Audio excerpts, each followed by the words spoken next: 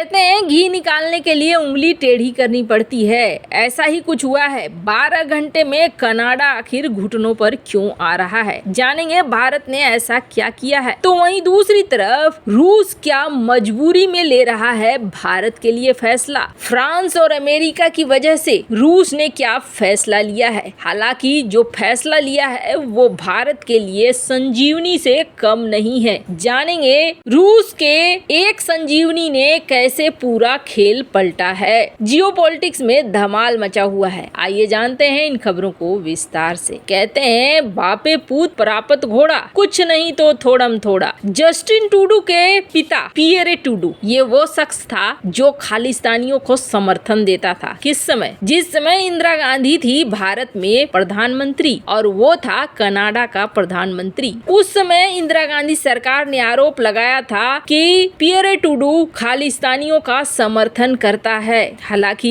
खालिस्तानियों का शिकार बन गई इंदिरा गांधी भी। पर उसके बाद सत्ता आई बेटे के पास। बेटा जस्टिन ट्रूडो, जैसा बाप वैसा बेटा। जस्टिन ट्रूडो जो अपने देश में ट्रक ड्राइवरों का शांतिपूर्ण प्रदर्शन हो रहा था उसके लिए सैनिक उतार दिए थे। और इस जस्टिन ट्रूडो के दोगलेपन का पारा देखिए। जब भारत में किसानों का प्रदर्शन हो रहा था तो ये फ्रीडम ऑफ स्पीच का नाम दे रहा था। फ्रीडम ऑफ स्पीच के नाम पर भारत विरोधियों को पनाह देता है। अब जरा सा भूगोल समझिए। कनाडा में सिखों की बात करें तो भारत से कनाडा जाने वाले सिखों की संख्या लगातार बढ़ती रहती है और वहाँ जो पहले से खालिस्तान समर्थक हैं उनका ब्रेन वॉश करते हैं, भारत के खिलाफ भड़काते हैं, कहते हैं देखो तुम्हें वहाँ वो हक नहीं मिल रहा है, तुम्हारा फायदा उठाया जा रहा है। जबकि सच्चाई क्या है? खालिस्तान की बात करें तो खालिस्तान का मैप देखेंगे ना, उसमें पाकिस्तान वाले पंजाब को शामिल नहीं रखते हैं। पाकिस्तान में गुरुद्वारे में कीर्तन हो रहा था, उसे बंद करा दिया गया। अब तो पाकिस्तान में एक एक करके सिखों को उड़ाया जा रहा है। इन सारी बातों को खालिस्तान समर्थक बिल्कुल भी न उठाते हैं न उठने देते हैं। साफ दिखता है कि खालिस्तान और आईएसआई दोनों का गठजोड़ चल रहा है और ये गठजोड़ कनाडा में जाकर और ज्यादा विकसित हो जाता है। कनाडा की कुल जनसंख्या में सिखों की तादाद है 2.1% और कनाडा में कुल 8 लाख सिख रहते हैं। इसके अलावा कनाडा की सरकार बेहद आसानी से सिखों को नागरिक दे देती है। कनाडा में किसी सिख का बसना उतना ही आसान है जैसे भारतीय नागरिकों का नेपाल जाना। खालिस्तान समर्थक हमेशा से सिख समुदाय को ये कहकर बरगलाते हैं कि आपको भारत में हक नहीं मिलता है, भारत से अलग एक नया देश खालिस्तान बनना चाहिए जहाँ सिर्फ सिख रहेंगे। कनाडा में सिख समुदाय का वोट इसलिए काफी महत्वपूर्ण माना जाता है क्योंकि कनाडा की जनसंख्या काफी कम है। क्षेत्रफल के लिहाज से कनाडा भारत का 3 गुना है, जबकि आबादी दिल्ली के बराबर है। लिहाजा एक एक वोट वहाँ के चुनाव में काफी मायने रखता है। कनाडा की संसद में 338 सांसद होते हैं, जिनमें से इस वक्त 18 सिख सांसद हैं, जिसे कनाडा की राजनीति में उनकी शक्ति का पता चलता है। और आपको बता दें इस वक्त जो पीएम है जस्टिन ट्रूडो और इसकी लिबरल पार्टी वो अल्पमत में चल रही है। इसे समर्थन दे रखा है न्यू डेमोक्रेटिक पार्टी ने, जिसके अध्यक्ष है जगमीत सिंह जो एक सिख हैं। और आपको बता दें ऐसे कहा जाता है कि ये खालिस्तान के लिए बड़े नरम रवैया अपनाते हैं। कहने का अर्थ ये है कि ट्रूडो सरकार की मजबूरी भी है और पिता से मिले हुए गुण भी है। अब ये सारी बातें अभी क्यों हो रही है तो हमने आपको बताया था एक पर्चा बटा और उस पर्चे के बाद डॉक्टर एस जयशंकर ने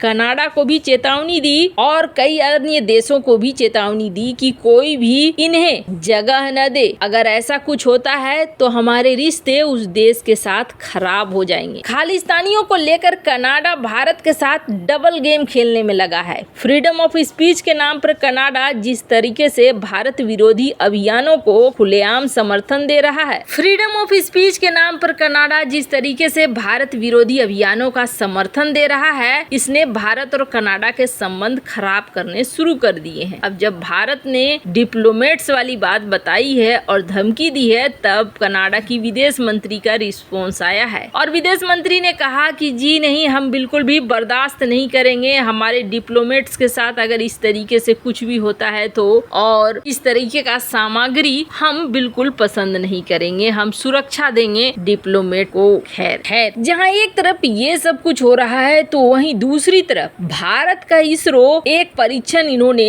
1 जुलाई को किया और ये परीक्षण तमिलनाडु में किया गया जो बहुत इम्पोर्टेंट था। 2000 किलो न्यूटन का थ्रस्ट जनरेट करने वाला सेमी क्रायोजेनिक इंजन का परीक्षण हो रहा था। हालांकि जब परीक्षण शुरू हुआ तो सिर्फ 4.5 सेकंड ही हुए थे और बहुत तेज फायरिंग होने लगी और बहुत जल्दी गर्म होने लगा। टरबाइन की स्पीड भी खत्म होने लगी। यानी ये कहें कि जो सेमी क्रायोजेनिक इंजन का परीक्षण था ये परीक्षण फेल हो गया। टरबाइन में प्रेशर पड़ने लगा। अचानक से इंजन बहुत ज्यादा गर्म हो गया। ये भारत के लिए एक बड़ा ही बुरा खबर था क्योंकि सेमी क्रायोजेनिक इंजन बनने से भारत की स्पेस शक्ति पर, अंतरिक्ष शक्ति पर जबरदस्त बढ़ोतरी होती और भारत के लिए ये एक बहुत बड़ी उपलब्धि होती। पर ये अभी अटक गया। भारत अभी 3 तरह के इंजन का इस्तेमाल करता है अपने रॉकेट के लिए, रॉकेट को छोड़ने के लिए। एक सॉलिड फ्यूल, दूसरा लिक्विड फ्यूल और तीसरा क्रायोजेनिक। यानी कि जहां लिक्विड हाइड्रोजन और लिक्विड ऑक्सीजन का इस्तेमाल किया जाता है क्रायोजेनिक में। भारत सेमी क्रायोजेनिक इंजन बनाना चाह रहा है लेकिन कई बार फेल होने के बाद अब इस मामले में रूस भारत की मदद करने को आया है। कहा जा रहा है भारत और रूस में एक नया समझौता हो रहा है और इस समझौते के तहत रूस का जो